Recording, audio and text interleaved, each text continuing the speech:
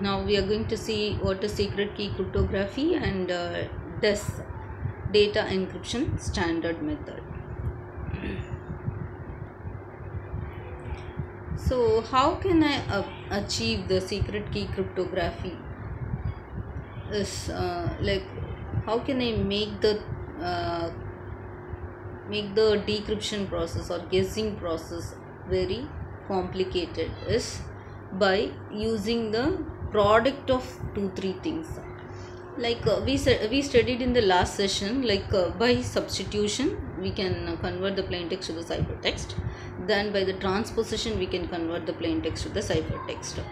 And we saw so many techniques like one time pad, Hill cipher, Caesar cipher, Virginia cipher, like that. And in transposition we have row transposition, column transposition, etc. So if you want to make the things very complicated such that any attacker should not get the data after guessing the key or anything, guessing the pattern, anything, then we have to go with the product cipher. So by using the combination of both, like substitution as well as the transposition, we can achieve the complexity. We can make the things more complicated so that the attacker can never guess the data.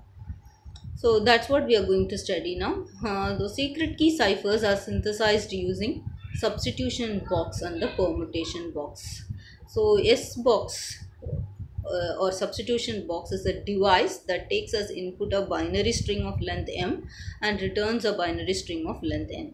We said, right, what is substitution? If you are going to replace one alphabet with some other alphabet based on the key, then it is substitution. Actually, what we have done manually. Now we have a box which is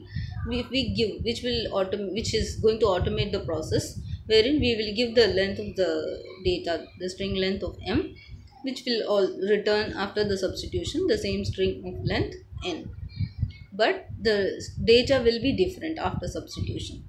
Next comes p box. So first we will complete this. Implemented using a table of 2 power m rows with each row containing a n bit value. The input to the x box is used to index the table, which returns the n bit output of the s box. Same what I said. Okay, next is p box. What is p box? Permutation is nothing but, as we said, a rearrangement or transposition, transferring of the bits. So a p box performs a permutation or rearrangement of the bits in the input.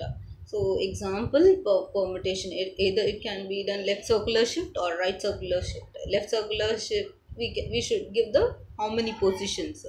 It should move either 2 positions or 3 positions. Right shift means how many positions it should go ahead or behind.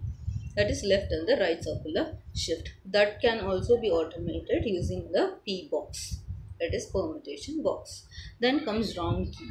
So if you are going to use the product of permutation as well as the substitution, so every time you have to give the input also differently. Like key should be different. So every round you have to give the different key such that you can make the process more complicated. So each stage or round involves a round key operation. The round key is obtained as a function of original key. So the same for the first round, the original key can be used. After applying function on the first key, we will get the second key for the second round. And after applying some function on the second round key, we will get the key for the third round key. So for every round the key will be different after applying function on it. So this is round key operation.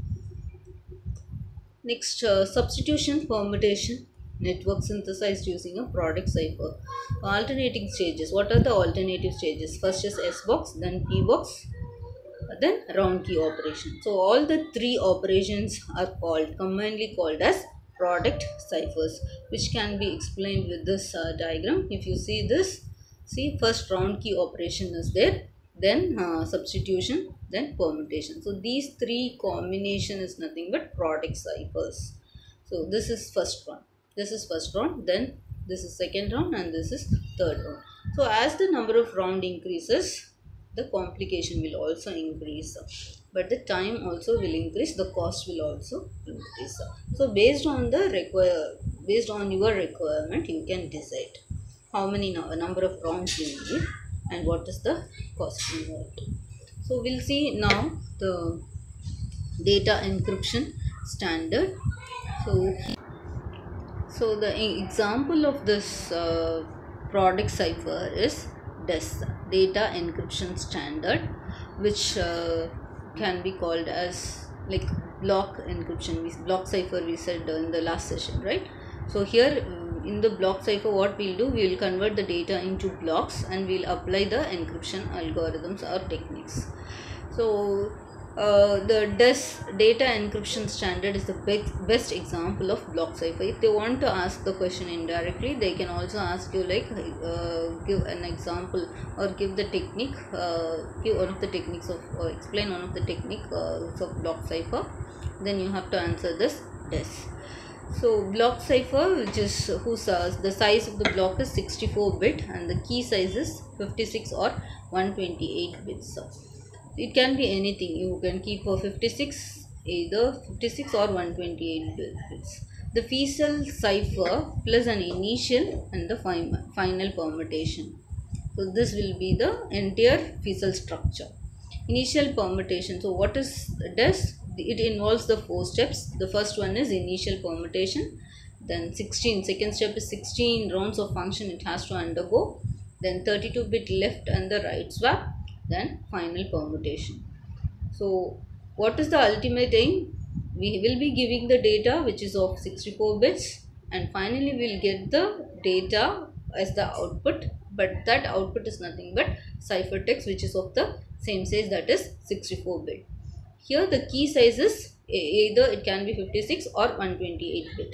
So in order to convert the plain text to the ciphertext, it has to involve 4 operations, that is initial permutation, 16 rounds of a function, 32-bit left-right swap and the final permutation. Next, this is the Feisal structure of DES operation. You see this, as I said, the block size is of 64 bits. So I am going to the first step, that is the input to the first step, that is initial permutation, is 64-bit data block, and the second step is the 16 rounds, what we said. See, this is the 16 rounds, this is the second step, and the third step is left right swap and the fourth step is final permutation. So my input is 64-bit, that I am giving as initial permutation. What is permutation? As we said, some change of the bits, transposition will take place. The first row will be considered as the fifth row, the sixth row will be considered as the third row. That is nothing but permutation. The bits will be interchanged. And what is the second operation? As we said, round function. So in DES we have 16 rounds. You have to remember these things, like the block size is 64-bit and the round is 16 rounds and the size of the key can be 56 or 128. This is very important. So how many rounds? It has 16 rounds. Every round, what are the operations that is happening is, see, these are the operation. See, we said like we'll be giving the input as 64-bit block. So that is divided into two 32-bit sub blocks. See, the first 32-bit is considered as leftmost block and the second 32-bit is considered as the rightmost block. And the leftmost block will be given as the input to the XOR function every round, and the rightmost bit will be considered as the first leftmost block for the second round. For the second round, we have to give the leftmost block, okay, leftmost sub block. So that the rightmost block of the 0th round will be the input to the leftmost block. Will be the input. It will act as the leftmost block for the round 2. Then, so what will be the rightmost block then? Rightmost bit 32. Rightmost 32 bits will be. So whatever rightmost bits we have in the round 0, that will get into the function called f, and whatever the output we are getting, that will be XORed with the leftmost bits, and the output of the XOR operation will be the rightmost 32 bit. This will go as the input to the round 2. Here it is. round 2. The same process will happen in the round 2. Then two leftmost and the rightmost 32 bits will again go to the round 3. Like this it will end till round 16. Clear? So what happens? We are taking the 64-bit data, dividing it into two things, 32 leftmost bits and the 32 rightmost bits. The leftmost 32 bits will go as the input to the XOR operation, and the rightmost 32 bit will go as the input to the round 2 as the leftmost input. And the rightmost bit will go to the function. One input, the function has two inputs.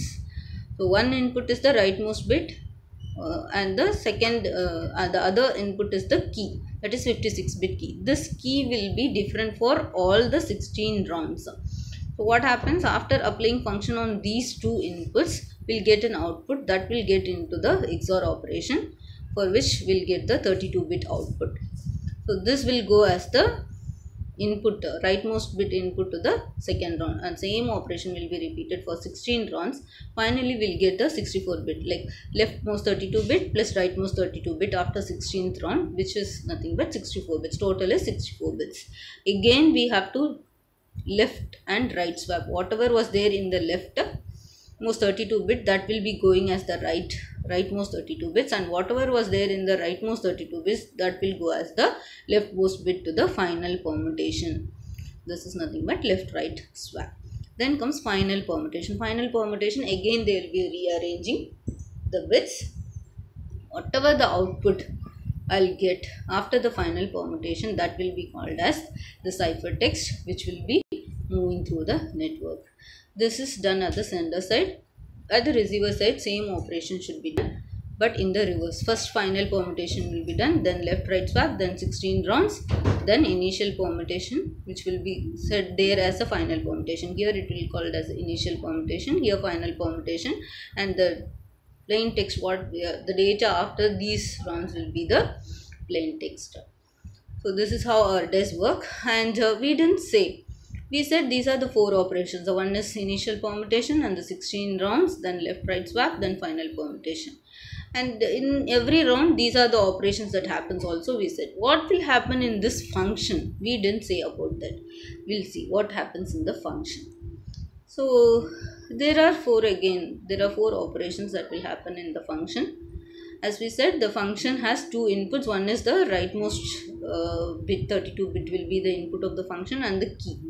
Every key will be different also, we said. Okay, so with these two inputs, what type of function it is going to undergo, that's what we are going to see. So processing in each round, the same decryption is. So these are the four operations that will be happening in the function. In the function operation, we said, right, function. So in the function, the rightmost bit is one input and the other input is key. So what happens in the function is these four operations. One is expansion. So whatever 32 bits I got, I'll be converting it into a 64-bit data, and with the round key. So this is the round key I'll be using. I'll do some round key operation. XOR. What operation I'll be doing is I'll be doing the XOR operation with the round key after expanding the data. Then some substitution. I have to do use S box and do the substitution, then permutation.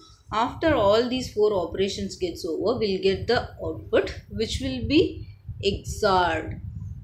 Okay, which will be XORed with the leftmost 32 bits, and the output will be going as the rightmost bit for the second round. That's what we have seen. So what happens in the function? These four operations, that is expansion, then XOR with the round key, then substitution and the permutation.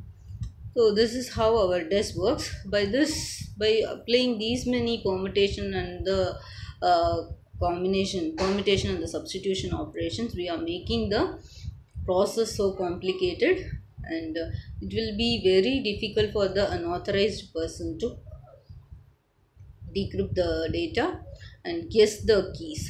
So with this we are completing our module 1, and thank you for cooperation and watching my video. Thank you. Bye.